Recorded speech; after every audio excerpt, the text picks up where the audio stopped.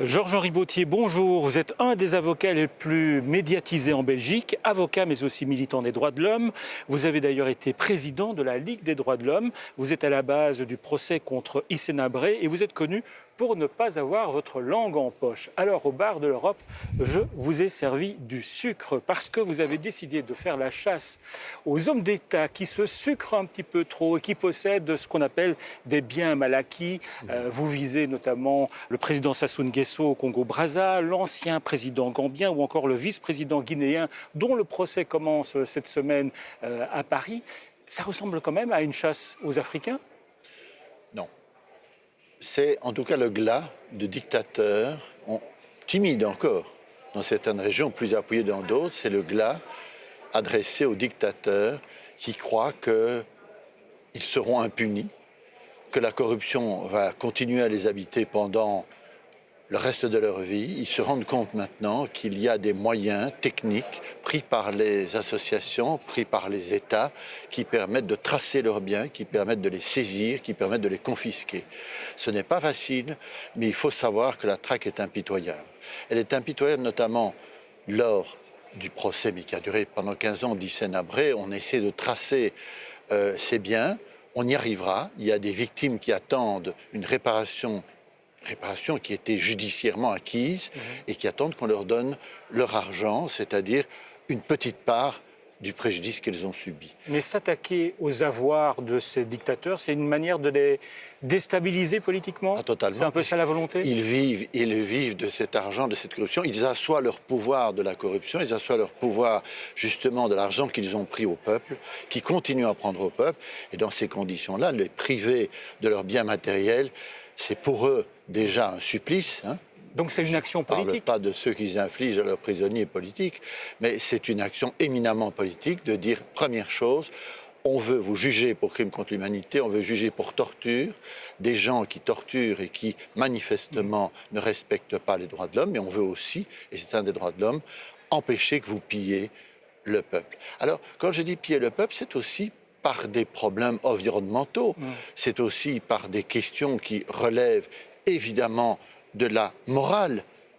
Il est clair qu'un chef d'État, qu'il soit africain, qu'il soit asiatique, qu'il soit même éventuellement, si c'est le cas, européen, doit rendre des comptes non seulement pour les actes qu'il commet sur les personnes, mais sur les biens de l'État qu'il pille. Et alors, quelqu'un comme le président Kabila, par exemple, il pourrait aussi être poursuivi par certaines actions ? Je ne mettrai plus cette phrase au conditionnel pendant longtemps. Il est clair que ce qui se passe au Congo est grave. Il est clair que des millions de Congolais sont en train littéralement de crever de faim, alors que d'autres s'assoient sur leurs milliards d'euros. Et je crois vraiment que pendant les mois qui viennent, on va assister à, heureusement, le glas. Donc Kabila, on en parle peu, mais il est dans votre viseur. Évidemment. Certains diront que le pillage des richesses de l'Afrique, il a commencé il y a bien longtemps, sous la colonisation. Il se poursuit légalement avec des multinationales qui ne sont pas toujours scrupuleuses. Évidemment, il n'y a pas que les chefs d'État qui pillent, mais les chefs d'État sont aidés aussi par des sociétés sans scrupules qui leur donnent un pourcentage. Pensez à la question d'énoncer des passeports au Congo où un passeport coûte 180 €, vous imaginez, c'est le salaire de combien de jours, je ne sais pas combien de mois pour certains. Une partie, un tiers va au pouvoir, l'autre va à la société qui crée le passeport, et enfin, un tiers va seulement à l'État congolais, dont on sait que par d'autres biais, la corruption, il arrive dans les poches de corrompus. Alors, on va parler d'un autre dossier. Je vais vous montrer une photo. Cette photo, c'est Ariana Grande, une chanteuse que vous ne connaissez peut-être pas, en tout cas vous ne devez pas l'écouter très souvent. Elle se produisait à Manchester lors des attentats. Est-ce qu'aujourd'hui l'Europe ne doit pas renforcer ces mesures de surveillance, ou est-ce que le défenseur des droits de l'homme que vous êtes dit attention, il y a des limites à ne pas franchir ? Vous avez donné la réponse. J'étais à Londres ce week-end dernier, il y a 8 jours, au moment de l'attentat du pont de Londres. Je défends des victimes des attentats de Bruxelles que ce soit à l'aéroport ou que ce soit dans la station de métro, quand on est confronté à ça, on se dit qu'il y a urgence à prendre des mesures efficaces. Donc, je ne vois pas un défenseur des droits de l'homme venir dire « Ah, ne faites rien, ce sont des enfants de cœur ». Ce ne sont pas des enfants de cœur. Donc il faut réagir, mais il faut réagir intelligemment. Réagir de façon totalement éparpillée, c'est leur donner raison, leur permettre de commettre encore des actes, et il y en aura encore. Non pas parce qu'on n'a pas bien réagi, mais parce que manifestement, il y a des gens qui, dans notre société, sont en train de vouloir la saper. Alors pour qu'une société se tienne debout, il faut des lois cohérentes. Mais par exemple, des pays comme la Grande-Bretagne, la France, ont pris des mesures de surveillance de masse qui touchent aussi les journalistes qui s'indignent de ça. Alors, ce sont des mesures efficaces qu'il faut prendre. Pour le moment, on est en train de rapiécer le code pénal en prenant des petites mesures. Alors, je vous en cite une, par exemple, c'est le PNR, Personal Name Record. Vous montez dans un avion, on vous enregistre.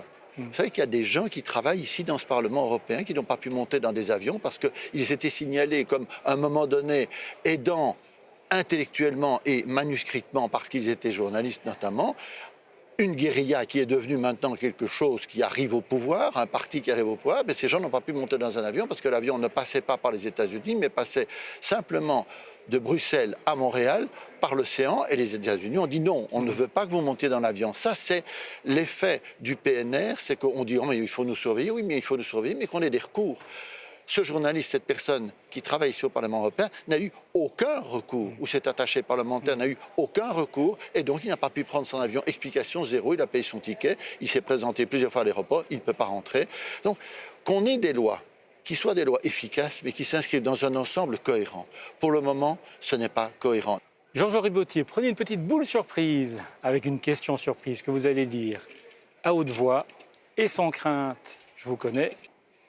On va... Voilà. Pourriez-vous défendre Bernard Tapie? C'est une question à laquelle on peut répondre directement. Non. Mais je le défendrais si Bernard Tapie n'avait pas d'avocat et si à un moment donné le bâtonnier de l'ordre des avocats de Paris ou de Bruxelles me disait « il faut défendre Bernard Tapie, vous êtes le seul compétent ». D'abord, je n'ai aucune compétence dans les matières qu'il occupe et chacun maintenant a droit... On sent que ça vous ferait un petit peu mal. Mais je ne pourrais pas. Je ne pourrais pas, de même que si vous me demandez de défendre un dictateur africain qui a torturé, qui a violé, je ne pourrais pas. Je me souviens toujours qu'une de mes premières plaidoiries obligées quand on est avocat stagiaire, c'est d'être défendre un violeur. La première chose que j'ai demandé, c'est le débat public, parce que je trouvais que ça devait être public. Je n'ai pas nui à son procès, à sa défense, mais je trouvais que c'était malsain, alors qu'avant c'était jugé à huis clos. Je n'ai pas nécessairement fait avancer la cause de ce monsieur. Je l'ai, je crois, j'espère, bien défendu. Mais on ne défend pas bien quelque chose en qui on ne croit pas. Georges-Henri Bautier, merci d'être venu au bar de l'Europe et allez, sucrez-vous un petit peu. Jamais.